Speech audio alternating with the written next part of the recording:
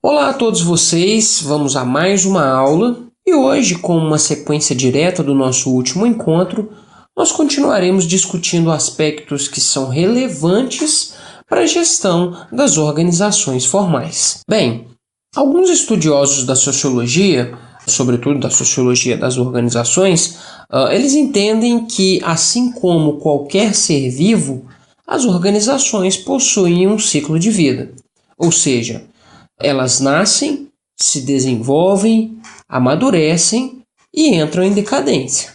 Dessa forma, ainda que algumas organizações sejam relativamente estáveis, sendo algumas delas são inclusive centenárias, como o caso da Coca-Cola, por exemplo, não é possível afirmar que essas organizações elas não mudem ou elas não tenham mudado ao longo dos anos. Aliás, se a gente considerar esses pressupostos, é possível até questionar como é que algumas empresas existem e são competitivas há tanto tempo, enquanto outras têm uma duração tão curta. E bem, a resposta a essa questão nós iremos entender a partir do estudo do ciclo de vida das organizações, que será apresentado nessa aula a partir do método dialético.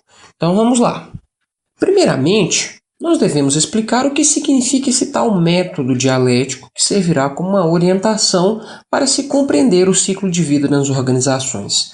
De modo geral, desconsiderando toda uma base teórica e um conjunto de apropriações, melhor dizendo, desse termo, a dialética está relacionada essencialmente à mudança ou ao confronto de ideias, visões de mundo, situações, cenários, entre outros aspectos, de modo que, a partir desse confronto, surgem novos quadros de referência e situações que, em outro momento, vão entrar em conflito. Ou seja, a dialética ela se refere à noção de um conflito contínuo que provoca transformações nas relações sociais e materiais, em todas as instâncias da nossa realidade. Por exemplo, se nós formos pensar numa discussão política, é possível que uma discussão política, uma decisão de política, ela vai envolver diferentes visões, diferentes percepções. Quando a gente está tratando isso de uma forma dialética, nós vamos entender que, a partir do momento que eu exponho o meu argumento, eu vou receber um argumento contrário ao meu, e a partir da nossa discussão, nessa situação de tomada de decisão política, por exemplo, vai surgir daí um novo argumento, que será aí uma junção dessas duas ideias contrárias. Por sua vez, esse novo argumento, essa nova decisão, vai entrar em conflito com outras visões e, enfim, isso é o movimento dialético, Espero que vocês tenham percebido. Mas, bom, por mais confuso que seja esse conceito, o que ele tem a ver com as organizações e com o seu ciclo de vida? Ora, se considerarmos que a dialética está presente em todas as instâncias sociais, nós podemos entender que nas organizações a contradição e o conflito eles também são constantes e, por sua vez, eles movem as ações das pessoas nesses grupos.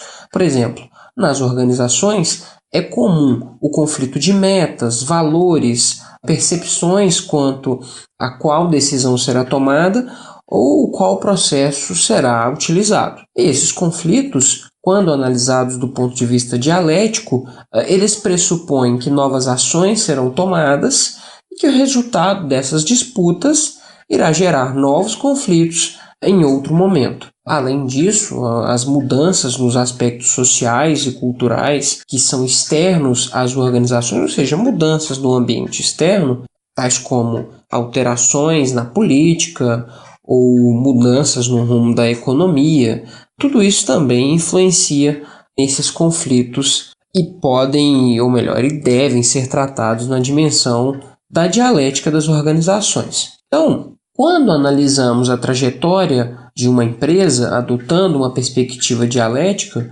é possível afirmar que o conjunto de contradições, mudanças, e conflitos internos e externos dessas coletividades, dessas empresas, eles estão sempre transformando as relações nesses espaços. E aí é fundamental que o administrador esteja atento às mudanças para que ele saiba responder da melhor forma possível, evitando um colapso da organização. Nesse caso, é importante deixar claro que o conflito, do ponto de vista da dialética, ele nem sempre é algo negativo, né?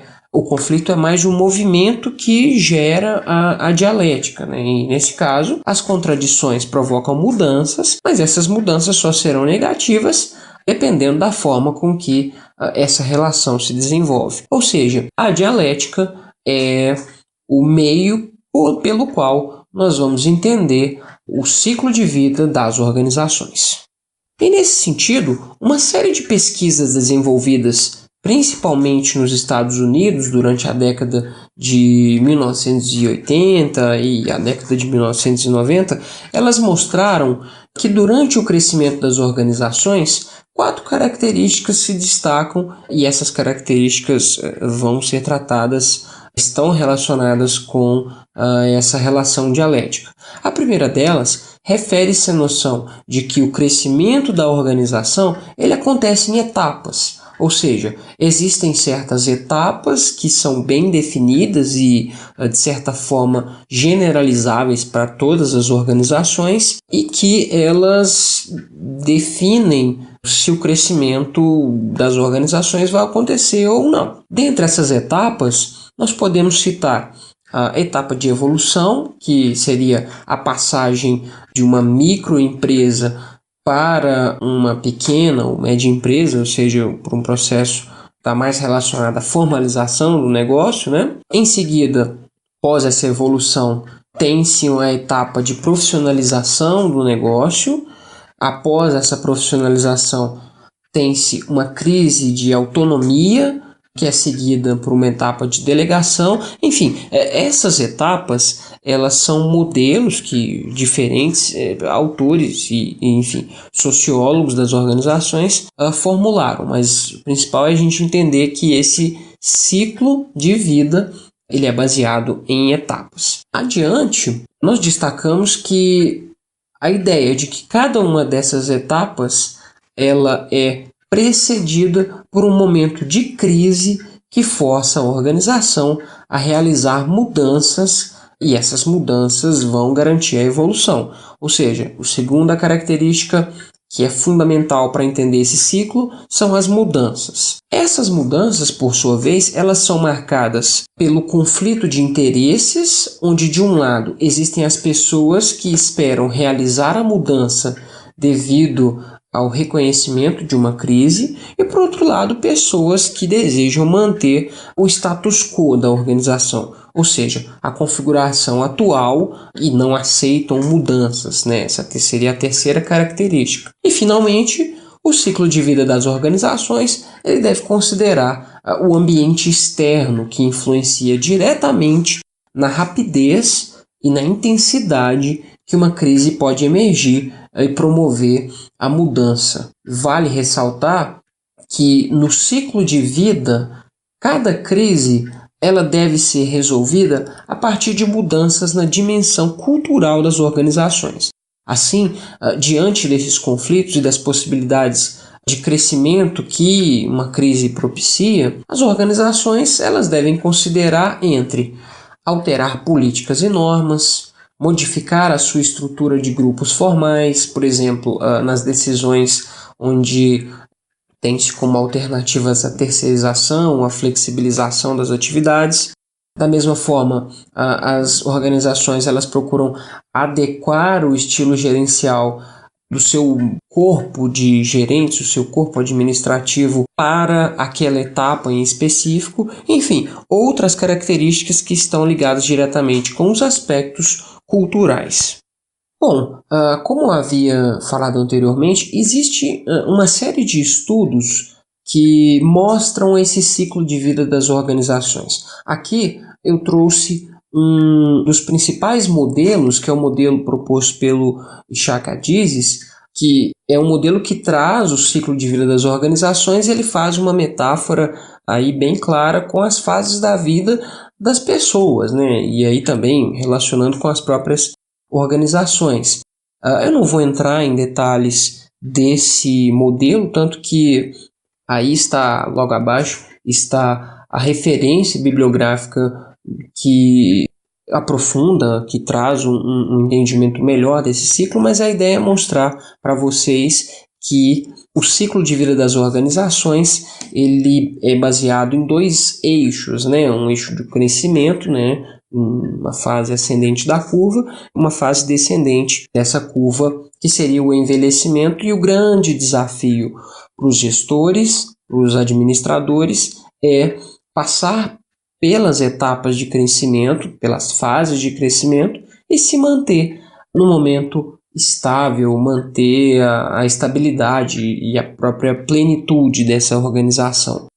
Isso é o principal desafio para os administradores, né, para vocês que vão entrar em contato com esse tipo de realidade, e essas tarefas, esses processos que os administradores devem considerar para que o crescimento, o ciclo de vida das organizações, ele se mantenha estável, que venha a evitar as fases de envelhecimento, eles estão relacionados diretamente com os aspectos culturais, como nós trouxemos anteriormente, assim como com mudanças internas, como a leitura desse administrador do contexto.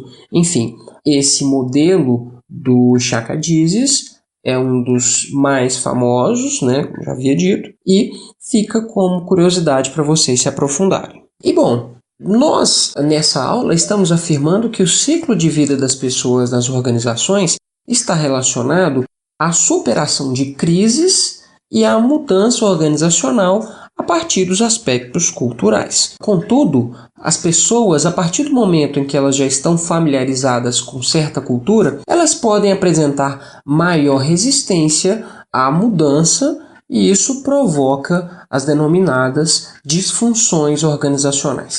Dentre essas disfunções, nós podemos destacar, primeiro, a rigidez cultural dos próprios dirigentes, ou seja, as resistências dos proprietários ou da alta gerência das organizações em reconhecer as suas falhas e promover as mudanças que são necessárias para a superação das crises, sendo essa disfunção uma das principais causas de falências e do desaparecimento das organizações que em certo momento eram tidas como promissoras no mercado. Da mesma forma, o nepotismo também ele é uma disfunção que dificulta o crescimento e a superação das crises por parte dos membros dessas organizações. Essa prática ela consiste na alocação, enfim, na contratação de pessoas para cargos estratégicos, não considerando as competências, as habilidades, enfim, a experiência daquela pessoa, mas os laços familiares, o apadrinhamento, e isso a partir de uma noção que de certa forma é até falsa de lealdade, ou então apenas para garantir que certas barganhas sejam alcançadas. O nepotismo ele é muito sério nas organizações públicas, né? Uma vez que nesses casos, é muito comum que a prática do nepotismo esteja ligada com a corrupção, que no fim das contas também é um fenômeno que está muito presente também, infelizmente, nas organizações privadas. Mas, de qualquer forma, o nepotismo, sobretudo pela pessoa não ter competência para desempenhar tal cargo, até porque, assim, nos casos onde há competência, isso não se discute, é óbvio, não é uma situação de nepotismo. Mas a disfunção, nesse caso, está relacionada à incapacidade das pessoas de resolverem os problemas,